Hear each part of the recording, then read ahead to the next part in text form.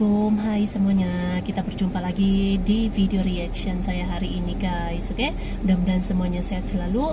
Nah, kali ini saya mau tengok video pembahasan tentang ini ya. Tolak negosiasi damai dengan Uni Eropa, Indonesia tetap akan stop semua ekspor. Jadi walaupun gitu ya, yang baru-baru ini itu kan Indonesia kalah di WTO, yang gugatan Uni Eropa tuh ya terhadap ekspor nikel gitu ya. Tapi ini Indonesia akan tetap mengajukan banding gitu kan, dan akan tetap melanjutkan ini stop ekspor tuh. So jangan lama-lama lagi, mari sama-sama tengok video ini. Let's go.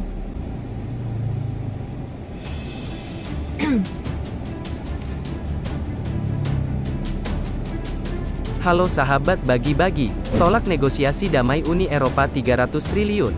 Indonesia malah stop semua ekspor demi bangsa sendiri.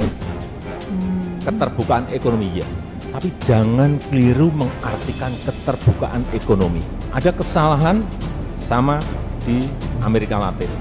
Mereka juga membuka ekonominya. Dan tahun 50-an, tahun 60-an, negara-negara di sana sudah mencapai pada angka negara berkembang, negara berpendapatan menengah. Tapi apa yang terjadi kalau kita lihat secara detail? Saya nggak menyebut negaranya, sensitif. Apa yang terjadi? Sudah lebih dari 50, 60, 70 tahun, negara mereka berkembang terus. Bukan berkembang terus, tapi menjadi negara berkembang terus. Satu, membuat negara lain bergantung pada kita. Like today, actually Indonesia is in a disadvantage because EU has a, how do you call it, quite protected in certain sector. The EU standard only 30% economy.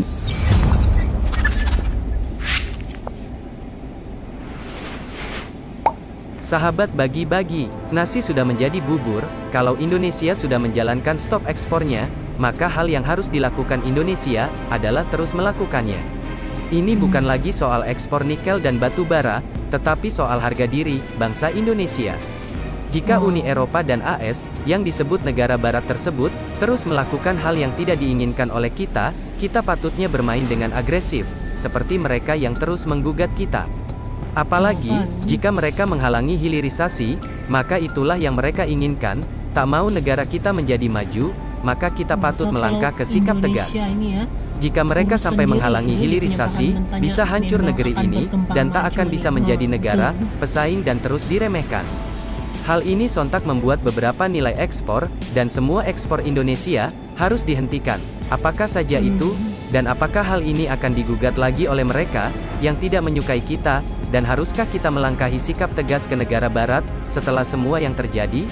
Simak video ini baik-baik, agar kalian tidak salah paham, dan malah omongan Mimin ini, dijadikan lelucon di kolom komentar.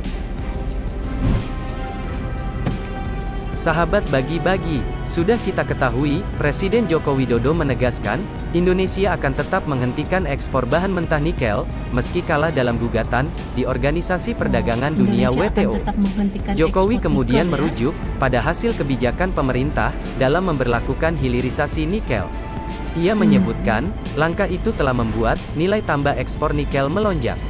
Nilai ekspor bahan mentah nikel 7 tahun sebelumnya, kata dia, hanya bernilai 1,1 miliar US dollar atau sekitar 20 triliun rupiah dalam setahun. Begitu pemerintah membuat smelter untuk hilirisasi, pada 2021 ekspor nikel Indonesia, mencapai 20,8 miliar US dollar atau sekitar 300 triliun rupiah. Dari 20 triliun rupiah, meloncat ke 300 triliun rupiah lebih. 18 kali lipat, kita hitung nilai tambahnya, kata Jokowi. Menurut dia, langkah itu telah berhasil membuat neraca perdagangan Indonesia, selama 29 bulan terakhir, selalu surplus berturut-turut. Sementara sebelumnya, selalu negatif, atau defisit neraca perdagangan selama berpuluh-puluh tahun. Latar belakang itulah, yang membuat dirinya yakin, tak akan mundur dalam melakukan hilirisasi, ekspor nikel. Ia tak menampik langkah Indonesia, dalam melarang ekspor bahan mentah nikel, mengancam terjadinya penutupan pabrik di negara lain, hingga memicu timbulnya pengangguran di sana. Langkah inilah, yang tetap harus dilakukan, demi membuka lapangan kerja di tanah air, dan menjadikan Indonesia sebagai negara maju. Oleh karena itu, ia kembali menegaskan hilirisasi akan terus dilakukan. Bahkan, bukan hanya nikel, tetapi, komoditas lainnya seperti, bauksit hingga kopi. Menurut bauksit Jokowi, hingga hal ini kopi sangat pun penting akan di-stop. agar nilai Indonesia mendapatkan nilai tambah yang jauh lebih besar dibandingkan ekspor dari bahan mentah dan lebih besar dari negara lain. Ia pun memperingatkan pada jajarannya agar jangan sampai Indonesia terlena untuk mengekspor bahan mentah yang telah berlangsung selama ratusan tahun itu. Sahabat bagi-bagi, pemicu hilirisasi yang Indonesia harus terapkan, bukan hanya bahan mentah nikel dan batu bara saja, tetapi industri baterai dan kendaraan listrik yang terdapat di Indonesia juga harus diterapkan, dan jangan sampai diekspor-ekspor lagi. Presiden Joko Widodo mengungkapkan, industri baterai dan kendaraan listrik bisa memberikan keuntungan berlipat ganda bagi Indonesia yang menyusul keberhasilan program hilirisasi nikel. Dia menjelaskan, saat Indonesia hanya mengekspor biji nikel, hanya memberikan nilai bagi negara sebesar 1,1 miliar US dollar atau sekitar 18 triliun rupiah. Oke, itu Namun, yang ini ya, saat ekspor hilirisasi biji nikel saja. berjalan, hingga berupa produk stainless steel, membuat nilai ekspor meningkat 18 kali lipat, menjadi sekitar 320 triliun rupiah. Bila ini dikembangkan lagi menjadi baterai kendaraan listrik atau bahkan kendaraan listrik, maka menurutnya nilai tambah bagi negara akan jauh lebih besar lagi. Jokowi mengatakan, itu hanya urusan dari nikel mentah menjadi stainless steel, belum menjadi EV battery atau jadi mobil atau pesawat, industrinya ada di sini. Saya enggak tahu, Belum mungkin yang berpuluh-puluh lain-lain kali lagi, lipat nilai itu akan muncul.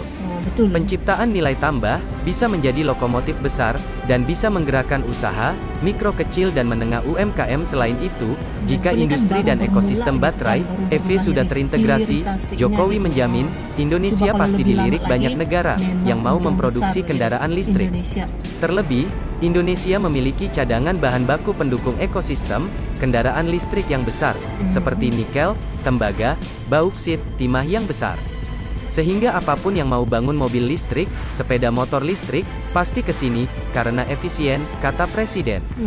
Untuk diketahui, dalam program hilirisasi nikel, pemerintah juga telah melarang ekspor biji nikel. Atas kebijakan ini, pemerintah digugat oleh Uni Eropa di WTO. Sampai digugat Namun, loh, Indonesia di WTO dikabarkan gitu kalah kan. atas gugatan di WTO ini, dan akan melakukan banding atas hasil putusan ini. Nanti akan Indonesia lakukan banding. Oke. Oke guys, jadi itulah dia video pembahasannya ini.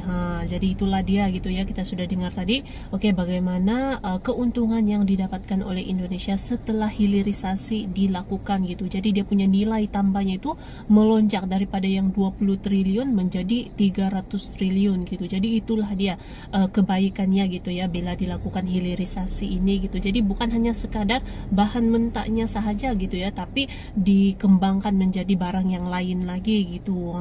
Jadi memang bijak ini ya, tindakan Indonesia melakukan hilirisasi untuk memajukan lagi, untuk lebih meningkatkan lagi gitu kan Indonesia. Nah, inilah dia hasilnya. Ini baru permulaan ya, belum lagi yang lain-lain lagi, baru baru dijadikan stainless gitu ya, sudah ada keuntungan yang besar gitu. Apalagi kalau dikembangkan ke barang-barang yang lain gitu. So, terima kasih banyak sebab kamu sudah menonton video ini. Jangan lupa macam biasa untuk support channel saya dengan subscribe, like video ini, dan jangan lupa untuk komen juga, oke? Terima kasih banyak dan kita jumpa lagi di video seterusnya. Assalamualaikum.